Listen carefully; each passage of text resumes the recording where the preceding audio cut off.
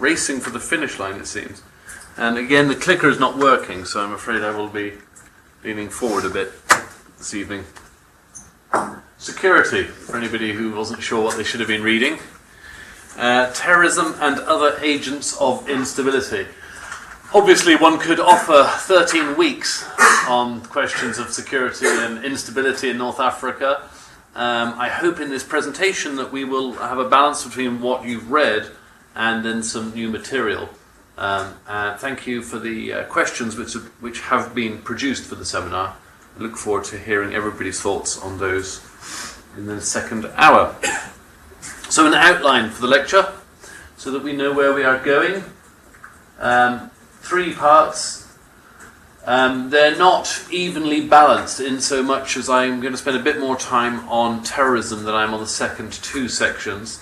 A couple of reasons for that. One, because it's the perhaps most obvious area and greatest interest to a lot of people with security. Second section, civil unrest and internal security, essentially questions of policing and internal security. And 3, resource security. And resource security, again, one could have a series of lectures on. For our purposes this evening, we'll be looking at questions of food and water. The reason for that is, I think, that if you came into a classroom and were told you were going to be listening to somebody talk about security in North Africa, instinctively people say, oh, terrorism, or oh, Arab uprising. And of course that's very important, and it's attention grabbing, and it's in the news, and one would be foolish to ignore it. But I want you to get into your heads from the start of this evening session that security has many different faces, and insecurity is not just unpredictable, but comes from many different angles and from different sides. So try and think a bit laterally whenever you think about security. It's not just men with guns. So, in order to try and promote this idea of having us looking at things in a not strictly obvious fashion, you've all heard of the word jihad. 10 years ago this would not have been the case perhaps, but today I don't suppose anybody in this room would put their hand up and say, I've never heard that word. Am I right? Right. We hear about jihadi terrorists. It's most always associated with violence in popular news, but it's a very old term. It's an Islamic term, and it does set up this idea of struggle. It's not so very different from Christian concepts of struggling to do what's right. At least we can say that that is one of the definitions, which is held very dearly by many Muslims. I want you to think about this idea of struggle in terms of security as well. So again, I'm just throwing the word out there as something you may not have thought of before. Remember, jihad is struggle, and struggles are not always obvious. Another term which has been popularized, if that's not an odd phrase to use, largely through the speeches of bin Laden and cohorts in the past decade, are these ideas of the near and far enemy. Can anybody tell me what is meant by the near and far enemy? Anybody want to hazard a guess or offer a, please? The near enemy would be apostates, regimes seen as apostates, and the far enemy would be the West, the US, France. Mm-hmm. Right. Thank you. As Jamie said, the near enemy refers, when bin Laden talks about the near enemy, he was talking initially about overthrowing the Saud dynasty in Saudi Arabia. He saw them as illegitimate. They had ceased to be legitimate in his eyes. They were the near enemy. The far enemy are those people beyond the land of Islam. The far enemy. I'm just taking the term away from him for the time being, for the purposes of this lecture alone. And I want us to think about security questions and terrorism and burning buildings, rampaging mobs. They are very obviously, in security terms, we could say, the near enemy. It's happening today. What are you going to do? There's a whole gang of people occupied Tahrir Square. They are seen by a regime as the near enemy. It's something we have to tackle now. The far enemy, perhaps, are questions such as water resources, which we know are dwindling. One could argue that the same is true for oil and gas. These are not going to go on forever and ever and ever, but they're a far enemy. They are going to create problems with regards to security in the future, but if you're a politician, or the ruler of a country, and you don't have to worry about it today, then you'll probably put it off for another day, or let your successor deal with it. It doesn't mean the problems have gone away, just that you are happy to abrogate responsibility for doing something about them. Security is both personal and impersonal. Does anybody have any thoughts on this rather grand statement? Security is both personal and impersonal. What makes security personal? It affects you. If it affects you directly, yeah. So during a time of unrest such as we see taking place in the Middle East, particularly North Africa, northern Mali these days, there are some very, very obvious personal security concerns. Are you safe to leave your house? Then the impersonal is what? Overall rule of law? Yeah, it's the sort of in the abstract, rule of law. I think this is a very worrying trend in any revolutionary situation or time of change or tumult. It's not necessarily a revolution taking place, but there's uncertainty. And it is these questions of law and security on a more general level. And this, I think, is central. And it's a point I like to make again and again, because we forget that uncertainty breeds insecurity. And again, this can be a question, for example, of, at the very top, weak leadership. If you see a new regime in North Africa today which is uncertain about what to do next, if there is no leadership from the top, if there are no strong words of guidance coming out, then the people will feel more insecure. You might have one terrorist attack in a country like Tunisia, and it will affect tourism for 10 years. Because us in the West look at Tunisia as, oh, that's the place where that bomb went off. The more dramatic the bombing, the more insecure people feel about travelling there. It may not be the reality on the ground. I mean, people really, I don't know, has tourism numbers in New York dropped since 9/11? Probably not, I would guess. But the dramatic impact of such an attack is to generate insecurity, and that's one of the main things that we're going to look at in the first section, and that is terrorism and transnational security.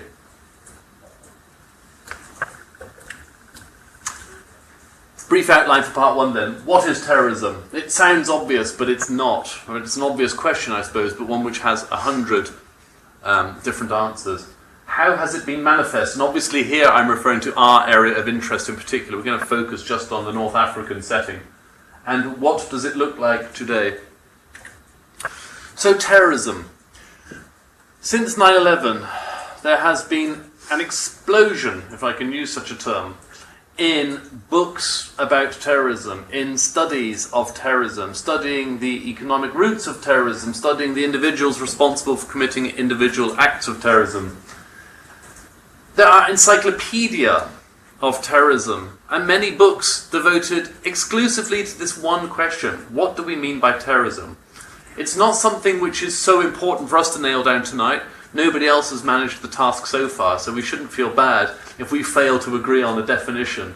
But there are literally hundreds of definitions of terrorism. And why it's important outside of the parameters of this lecture is because of the rule of law. When you are tackling terrorism, you would hope that your country is going to tackle it through legal means. If it ceases to follow or use the law to its full extent, then you are running the danger of putting yourself in a position of outlaw as well as the terrorists. But I think the following points here one would probably find consensus for. It involves the killing of innocent people by non-governmental groups. Now, the terrorist would say, well, no one is innocent in my eyes if X, Y, Z. We're disregarding that. These are innocent people who go to work in a country or on a bus in Tel Aviv, or they're in Medan Tahrir being shot by non-state actors, whatever it might be. It's very important that the people are innocent, I think, for point 3 here. It's dramatic. The use of dramatic acts of violence, I think, is central to terrorism. Because terrorists, if anything else, want to induce a sense of terror. It is that which creates terror. Why would they do this? very often because they're coming from a position of weakness. If you think about the Cold War, and you have Soviet Union on one side and you have NATO, American forces on the other, bit of a buffer there, East Germany, West Germany, everybody's ready for a war where two sides meet in the middle. You have standing armies belonging to states. You buy more tanks and you hope that your tanks are better than their tanks, or at least your tank commanders are better, or the morale of your troops is better so that you can continue the battle. With a terrorist group, that equation doesn't stand up.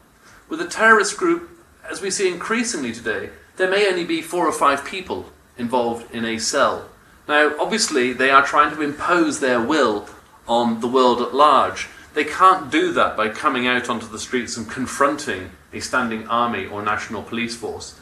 So they have to rely, and increasingly rely, on media, on filming acts of terror, things going bang, because it gets replayed and it gets into people's heads, and it is this creation of terror, creation of fear, which is one of the most potent weapons available to terrorists in North Africa as much as anywhere else. And point number 2, the last one I'm going to mention, that terrorism is always political in intent and motive.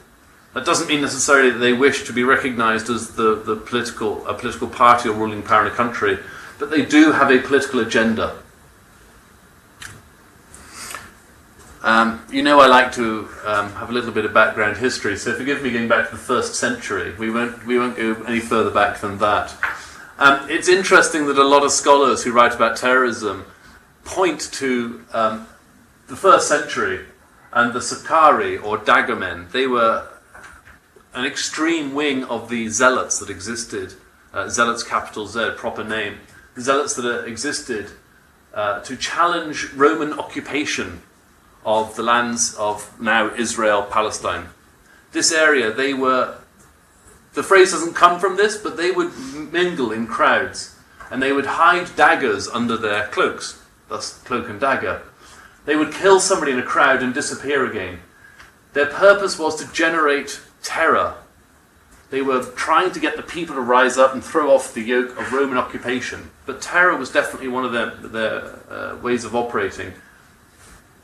Let's move on 10 centuries. Quick millennial jump to the 11th century and the assassins, the hashashin. Hashish, as many of you probably know, is a drug which changes people's moods. I'm sure you know about this from having read about it or heard about it on the news. Hashish is the Arabic word for grass.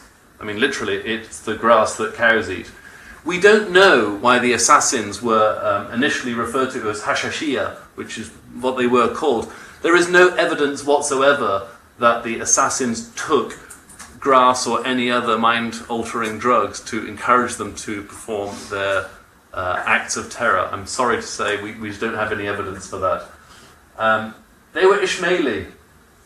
That is, one could say, a sect of Shia Islam. They fought not just against the Crusader states, because don't forget at this time a lot of the Levant, the Near East as we think of it, was run by Christian Crusader states.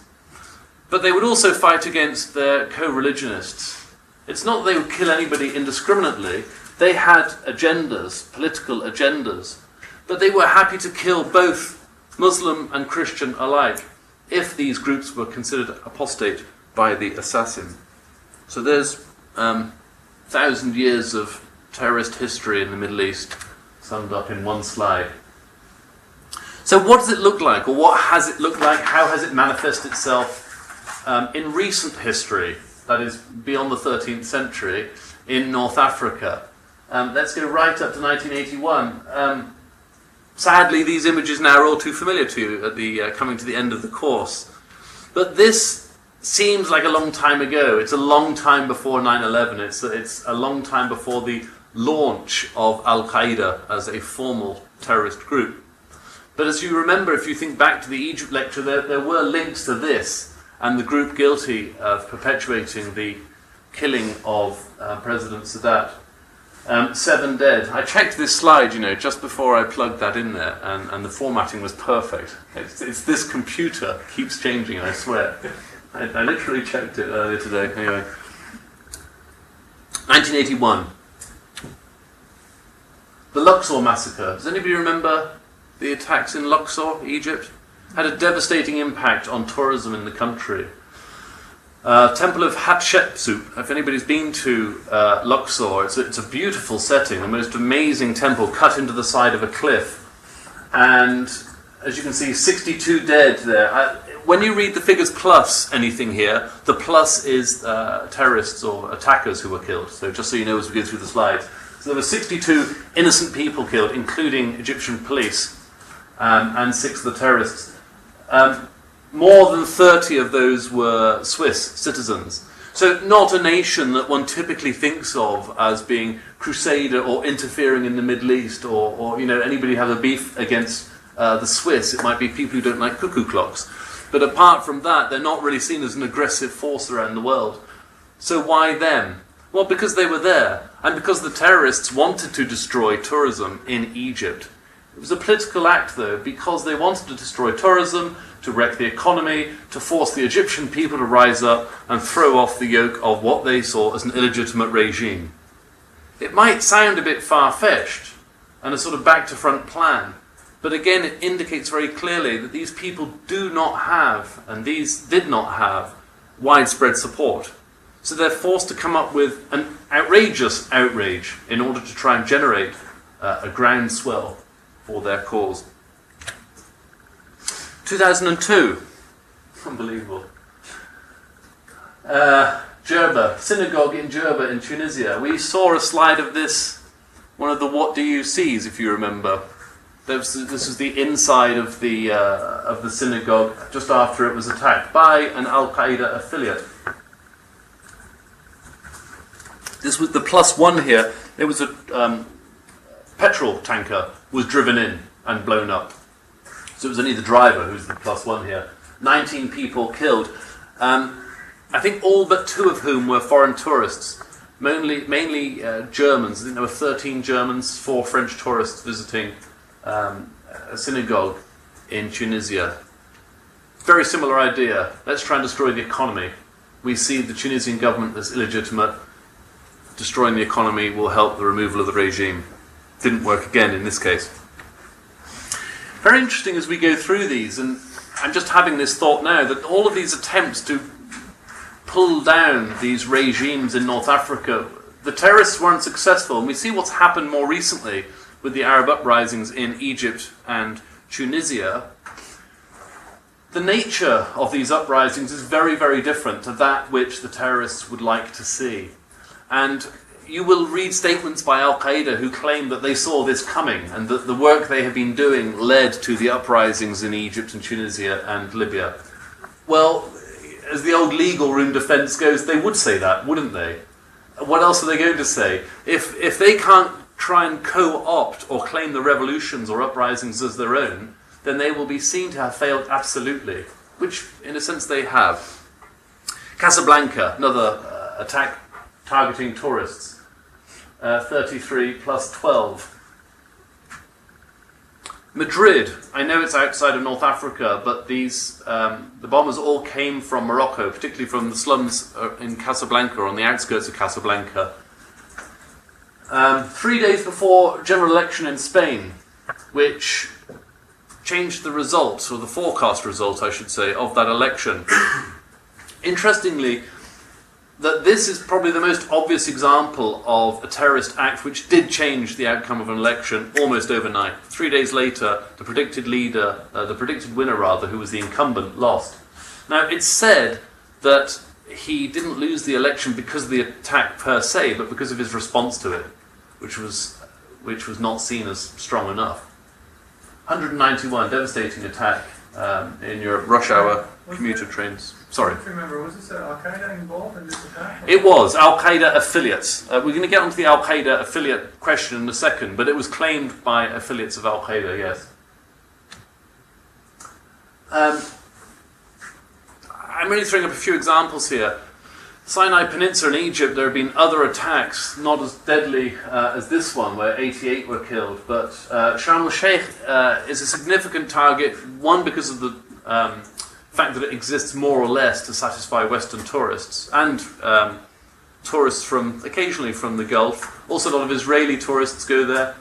But also you'll recognise the name Sharm el-Sheikh, if not for terrorist attacks, but because it's often a destination that's chosen for summits, international summits, because the Egyptians always considered it secure, or they had the ability to secure it. So if the President of America is going to meet with an Israeli counterpart, Sharm el-Sheikh is not an unlikely venue for them to choose, because they could secure it, so they thought. Coming much more up to date, the 11th September just last year, the attack on the consulate in Benghazi, which saw 4 dead. We talked earlier about terrorism, what it hopes to achieve, and I said it's inducing terror or creating fear. When you look at the bold numbers, 4 people dead is not a large number of people, it has to be said. It's a terrible tragedy, of course, for all of the families. But we can see how it worked in America in terms of how it changed the debate, how it drove people's ideas, both those people working inside Washington, D.C. and beyond. And again, it was significant in the run-up to a presidential election here that it seemed to have an impact on the decision-making of some voters.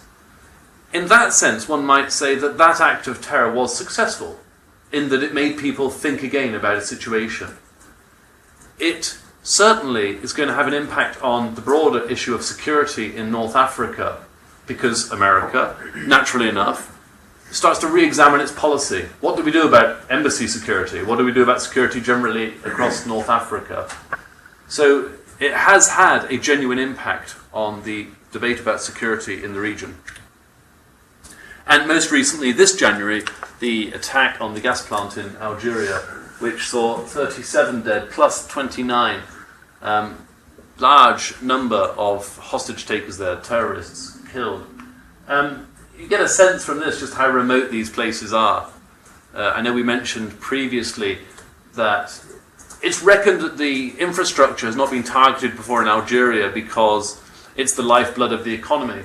But another reason might be they're very difficult to get to these places. I mean, this is hundreds of miles from anywhere. There's no town nearby. This is, as you can see, a gas plant where people live for 3 weeks and then they get 10 days off and then they come back. It's, it's a bit like an oil rig, but on land. That's just a summation of the attacks we've seen. I'm not going to dwell on it because the slide will be available online and you've seen the figures. But it's interesting when you look at these attacks in a list, and these are just, as I said, a limited number of attacks. Between 2001 and 2007, terrorist attacks in North Africa saw a 400% increase. 400% increase from 2001 to 2007. This was before the so-called Arab Spring. It's important, again, in thinking about terrorist attacks, to think of our definition of terrorism. Who's a terrorist? What does a terrorist make? Because governments will sometimes be keen to downplay the number of terrorist attacks in favour of calling them something else. Because terrorism has a special place, I think, in how we perceive a country's level of danger.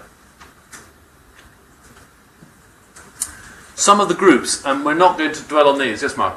Yeah, I was just wondering why you included Madrid within North Africa. As I said, because the perpetrators all came from Casablanca, so it was an overspill of North African terrorism in Europe. In Britain, for instance, they were all native Britons involved. So the Madrid attack was different in that sense. Lockerbie, for example, would count as well? Or? I'm not giving a whole list of every terrorist attack. Yeah, Lockerbie's again different case. It was not. One could say it was not terrorism because it was state sponsored by Gaddafi's regime. I mean, we would look at it as a terrorist attack, but getting back to the definitions, it's difficult to say because the regime obviously sponsored it and they've admitted guilt for it subsequently. So, again, questions of how we define terrorist acts are a subject for another evening. Again, this is not meant to offer you a summation of every terrorist group operating or that has operated in North Africa. What's significant about all of these groups, the top three, Egyptian Islamic Jihad, Libyan Islamic Fighting Group, Moroccan Islamic Fighting Group, today they would all like to claim affiliation with Al-Qaeda. Al-Qaeda has the name recognition It's interesting that some of the final writings of bin Laden from his hiding in Abbottabad, Pakistan, was encouraging jihadis around the world not to use the name Al-Qaeda. Even bin Laden recognized that it could actually damage their cause now because the brand was somewhat spoiled. It doesn't mean that the people in North Africa, the terrorists in North Africa, don't want to be associated with it, because unlike bin Laden, they believe the branding is still very powerful. And so it is. If you see Al-Qaeda in a headline, one inevitably will look at that and read the story much more closely than if you read Libyan Islamic Fighting Group, had you never heard of them before. It doesn't have the same impact, and they recognise this. Egyptian Islamic Jihad, formerly Islamic Jihad, just worth mentioning that since 1991 the head of this group has been Ayman al-Zawahiri, now head of Al-Qaeda Central, what's left of it. But it was a merger between an Egyptian, a native North African terrorist group, with Al-Qaeda that made it the organisation we knew after September 11th. This is interesting in security terms too. Tunisia. On, to my knowledge, 3 separate occasions, the Tunisian police have broken up what they call groups tied to Al-Qaeda. They have arrested people, found that they've got guns and explosives which are illegally held, and perhaps quite reasonably would say these people were planning terrorist attacks.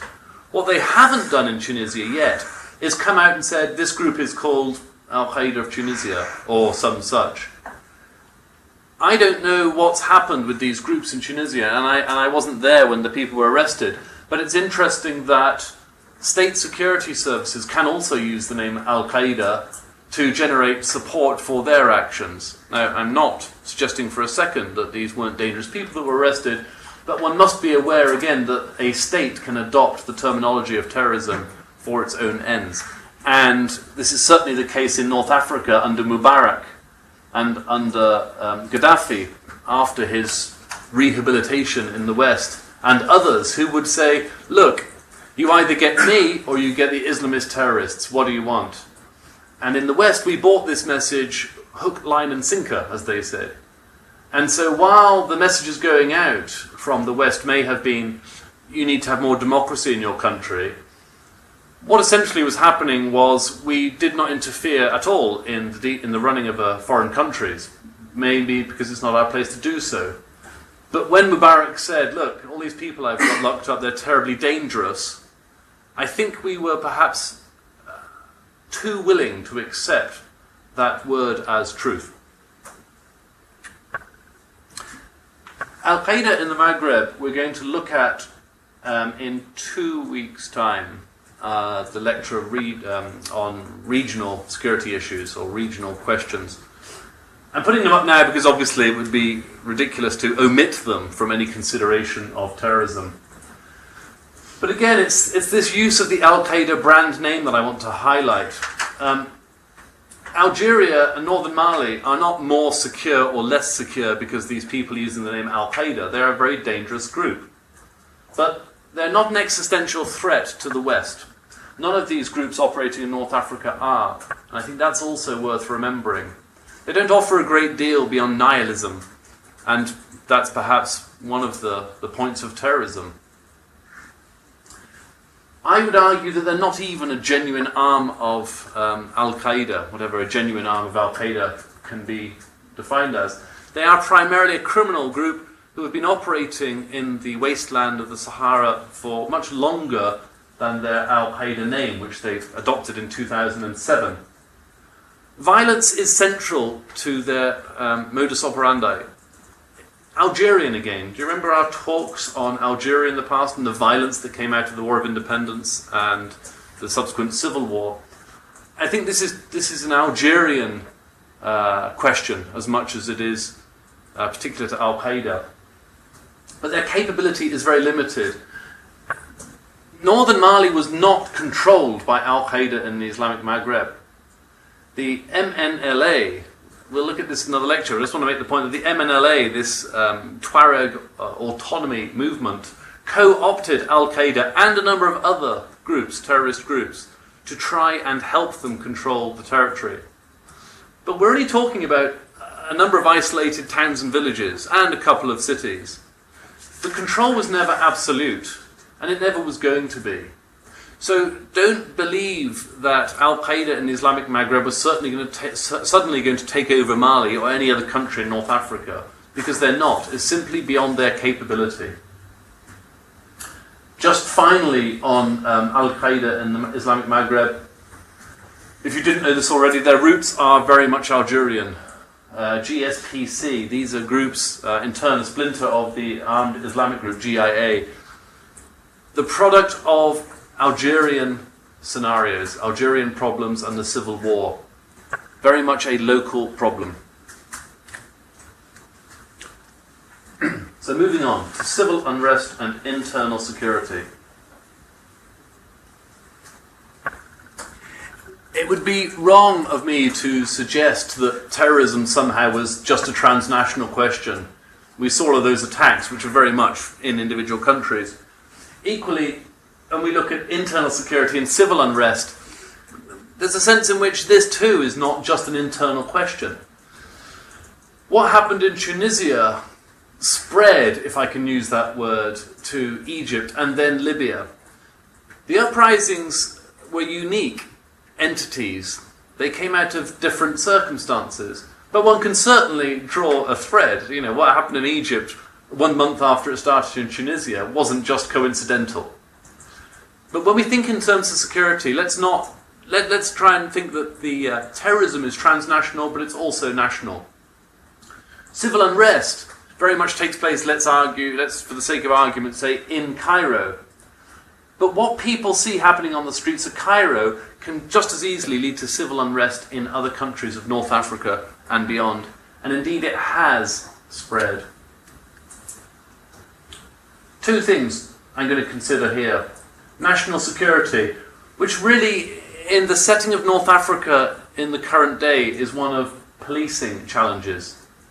The police, as we've mentioned in previous lectures, should be responsible for keeping law and order within the country, and national armies for projecting force beyond your borders or protecting your borders. This has not always been the case in North Africa, quite clearly. I say that with a massive degree of understatement. The police forces of most of the countries of North Africa have for a long time been used as political tools to repress the people. Now that certain of those regimes have gone, the police don't really know what to do. Or let's say, in many cases, we're seeing them do exactly what they did before the uprisings, just with new bosses. So in Egypt, we have the Muslim Brotherhood now in power, formerly illegal opposition movement, who complained, rightly, week after week after week about members being arrested and thrown in prison and never seen again. What are we going to do about it? Now what's happening today? People are being picked up from the streets, arrested, disappeared without trial, and who knows when we'll see them again. And the Muslim Brotherhood, of course, are stamping down this very hard, aren't they? No, they're not, for anybody who's not picked up the irony. The powers that be are, I wouldn't say the Muslim Brotherhood are impotent at this stage, but they certainly don't know how to control their police forces. And in every country of North Africa, I think this is one of the big problems, is that we're looking at police forces.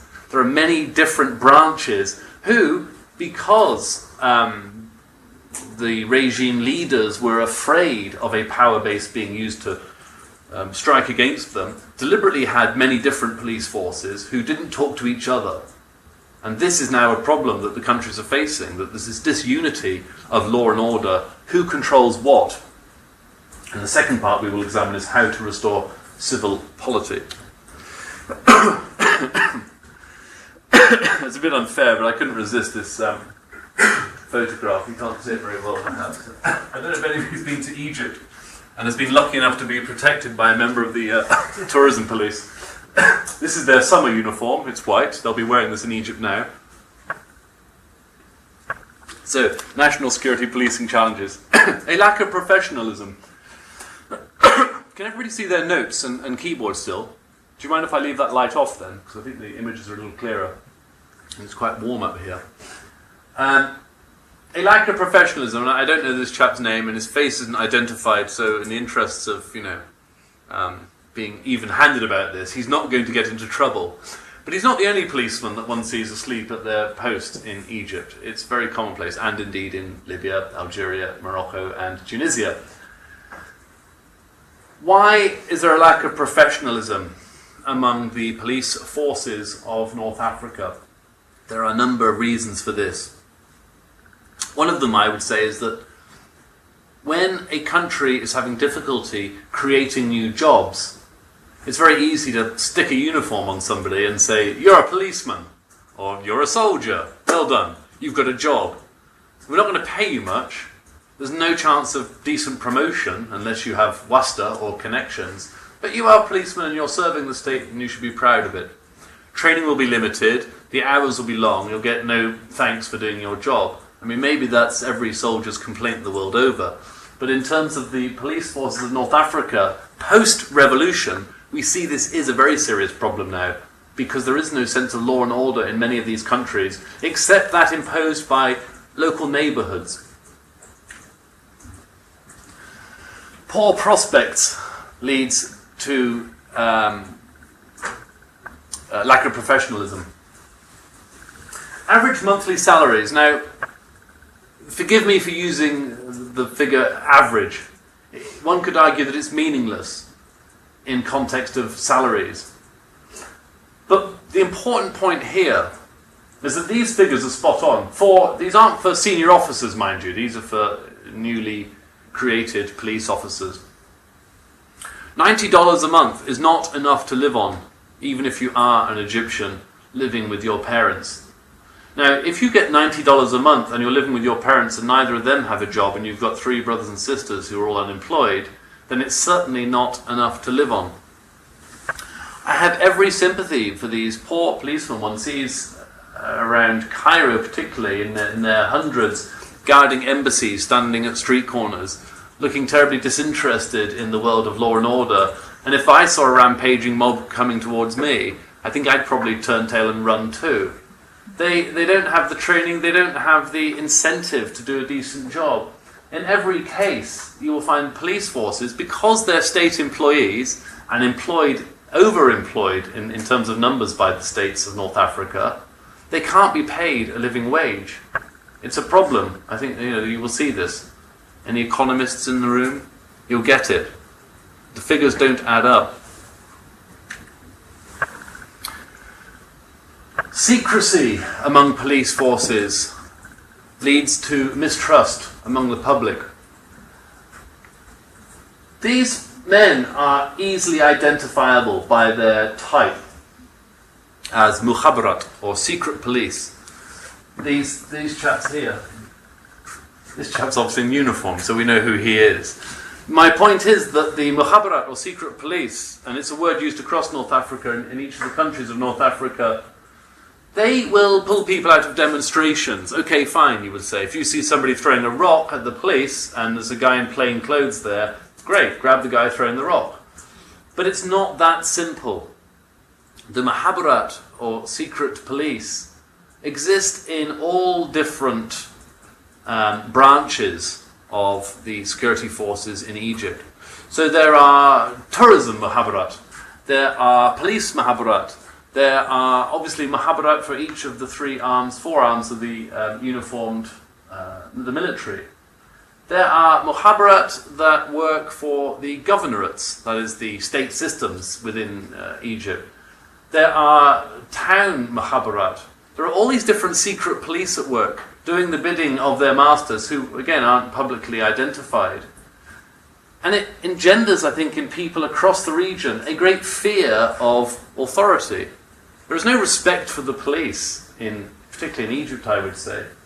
And partly it's because these people are responsible for disappearing citizens. You will have read after the revolution in Egypt about the prisoners released from Libyan jails in their thousands. A number of those would have been terrorists, a number of those would have been murderers, a number of them would have been violent criminals, guilty of other crimes. But many of them, hundreds, thousands of them, were guilty of nothing but being in opposition, or perceived to being in opposition to the regime of Gaddafi. That situation was the same in Egypt. We don't know exactly who's in the prisons in Egypt. There's no accounting done of it, because if you're connected, you'll probably get out, and if you're not connected, then who cares? That's not the best way to run your police force, I would argue, humbly.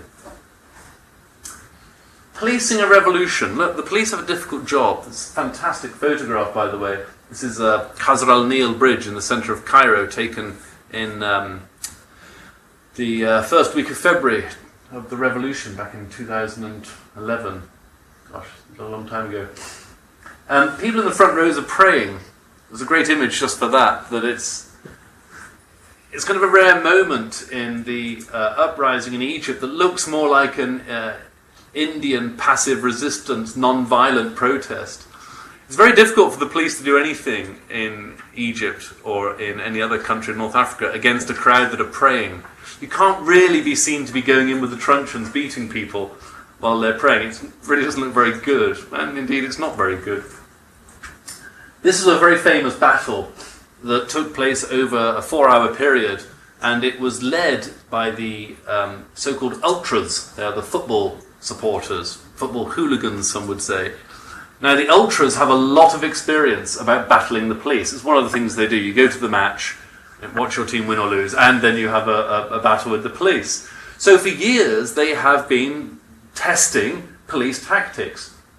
Now, the upswell, the revolutionary upswell that took place in Egypt at this time meant that for the first time in their history, the ultras from different football clubs came together as a single unit to fight against the police. It must have been like very heaven for them. They had developed tactics so that over a 4-hour period, when the police came through strong and beat people around the head, the injured ultras would be dragged back and a new wave would come forward. The police had never encountered anything like this before, this very well organised group that just kept coming in wave after wave. So eventually the police were exhausted and had to retreat. And that was a very significant moment in the revolution generally, but also in the policing question that we're looking at here. It was a moment when the police just turned tail and fled for their lives. It was that moment, I think, when fear broke down in Egypt and the police disappeared from the streets. Overnight, literally overnight.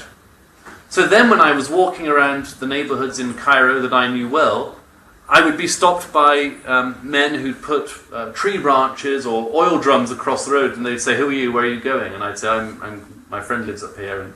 And they'd pat me down and make sure I wasn't armed, and they'd ask for ID, and they'd let me through. As a foreigner, I wasn't posing a threat.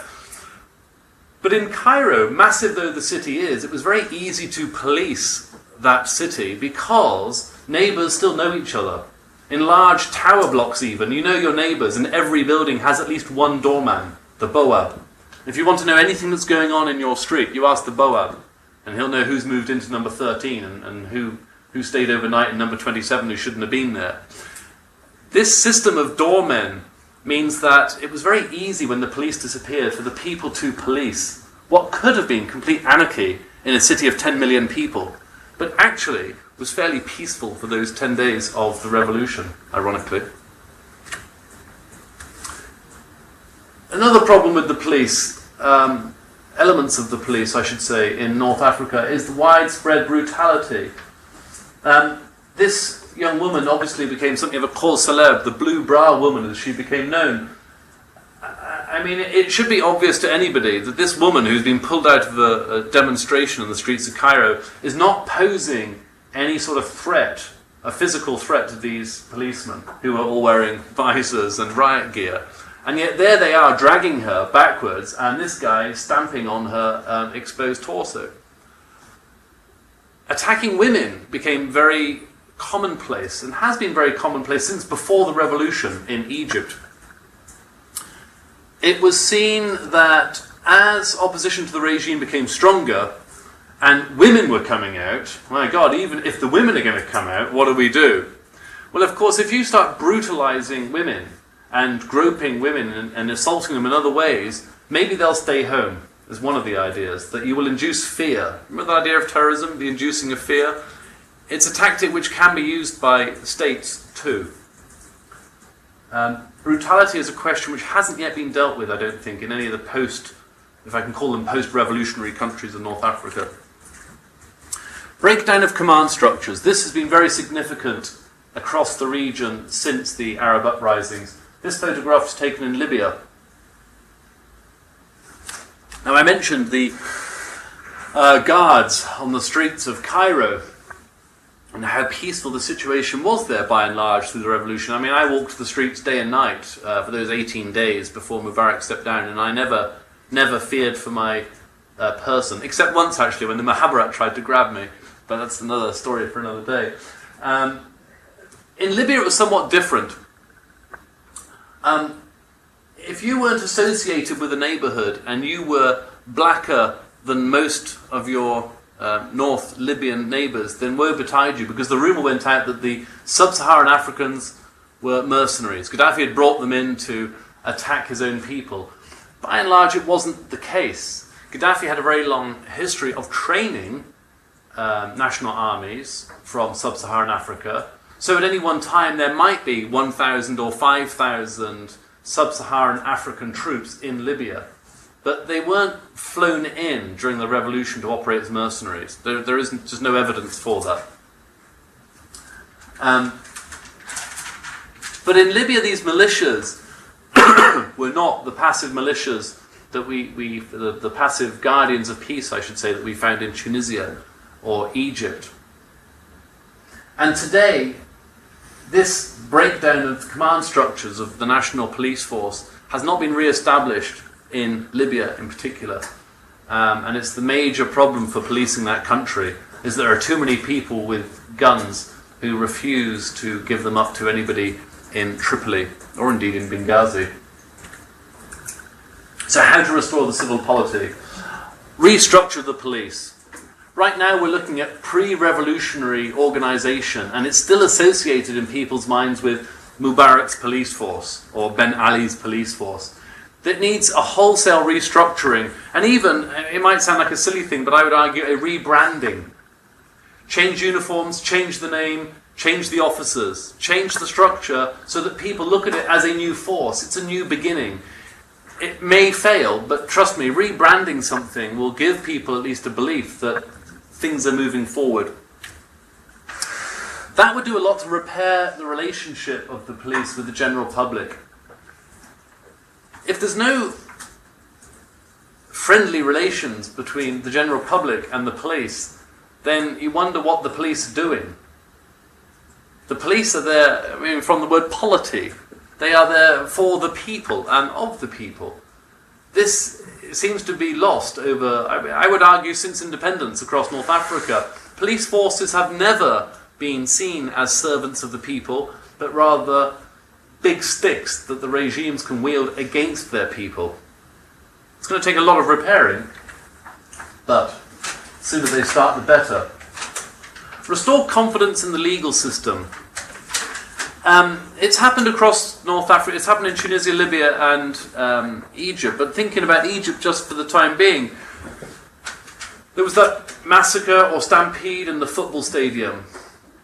A year later, 12 of the opposing fans have been sentenced to death by hanging. Now, if you saw the film footage of that evening, the police were all standing by while these two groups went at each other with, bits of wood with nails in them. There were weapons in the stadium that the police had prevented from getting in. And yet, of all the police that have been put on trial, 2 of them have been punished for minor offences, neither of whom are officers. So, since the revolution, time and time again, where there was some obvious failure on the part of the police force to maintain law and order, no senior officers have been prosecuted or found guilty of anything terribly serious. I think this is very bad for the future of Egypt, that there haven't been open, honest trials of the police, and if they're innocent, then prove them innocent. But the Muslim Brotherhood, as I mentioned earlier, are not feeling terribly secure, and I think that's a problem. Rebuild confidence by investigating recent violence. I kind of ran that into the restoring confidence one.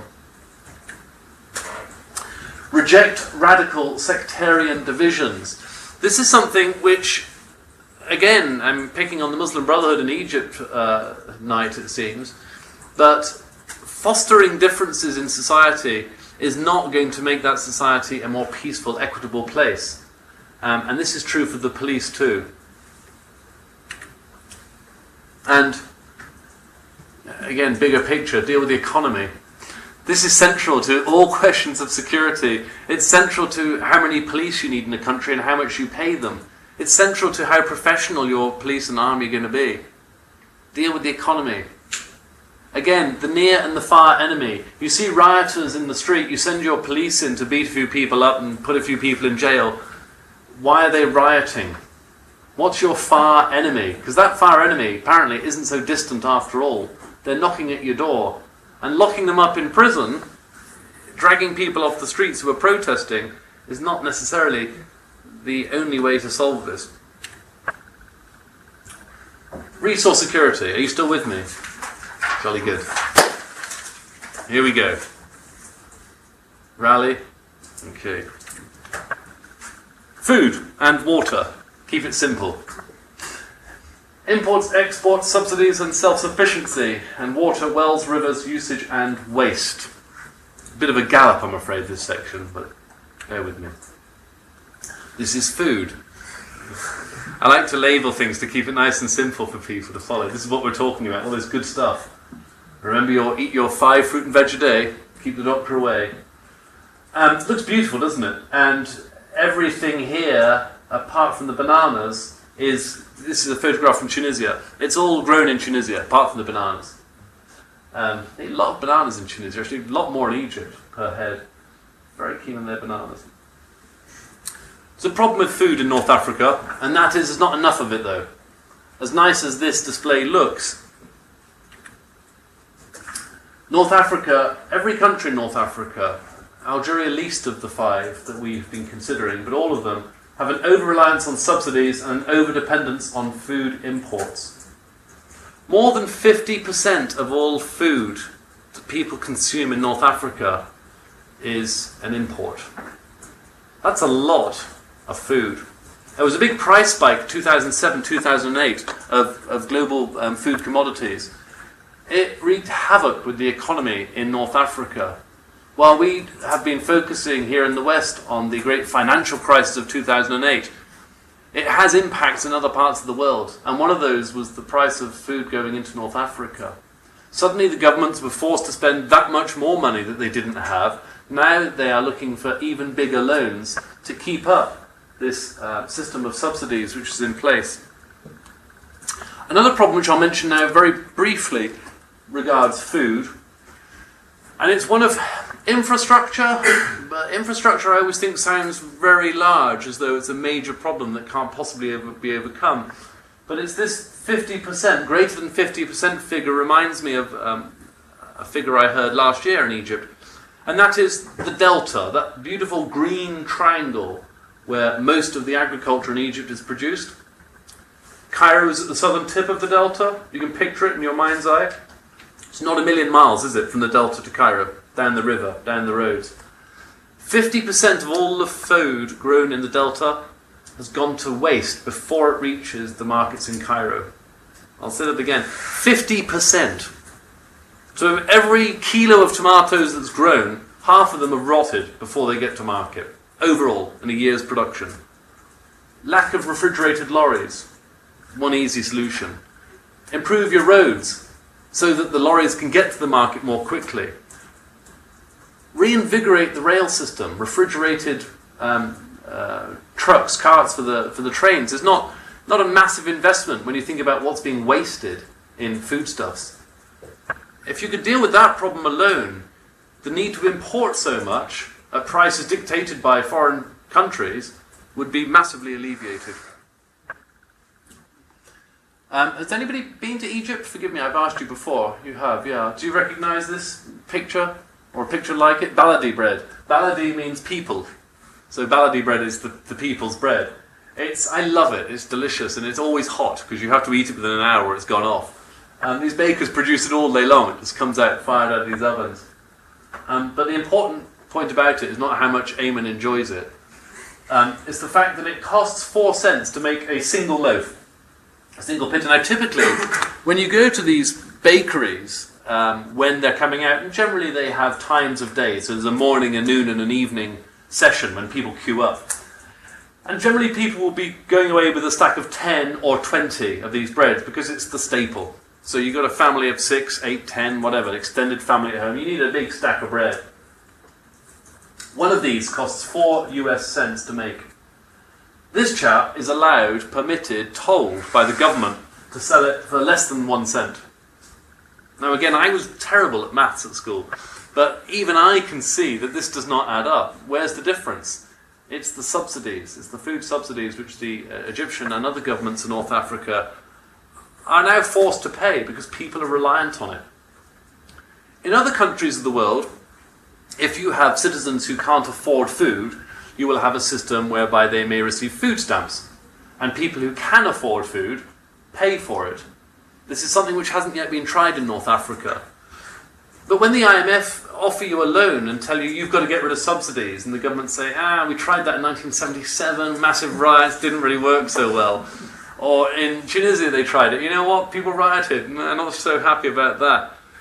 You know, we have to have a bit of finesse here, we have to think about this. You can't remove all the subsidy overnight, obviously.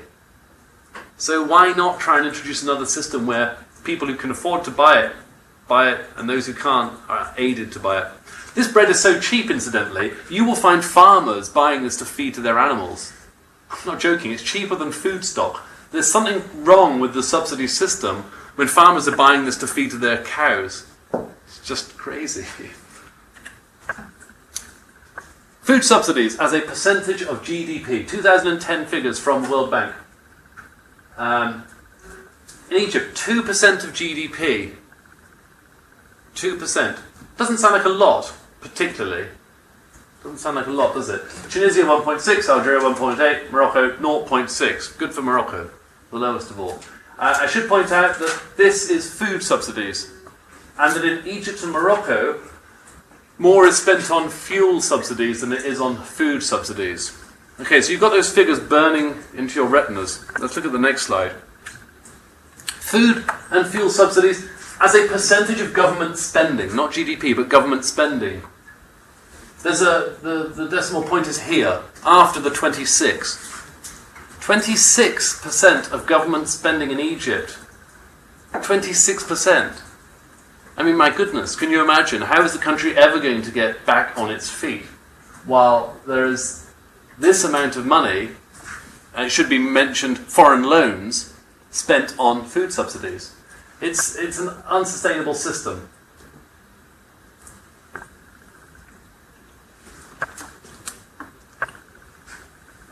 I'm going to move on to the next slide if anybody's still jotting numbers. May I?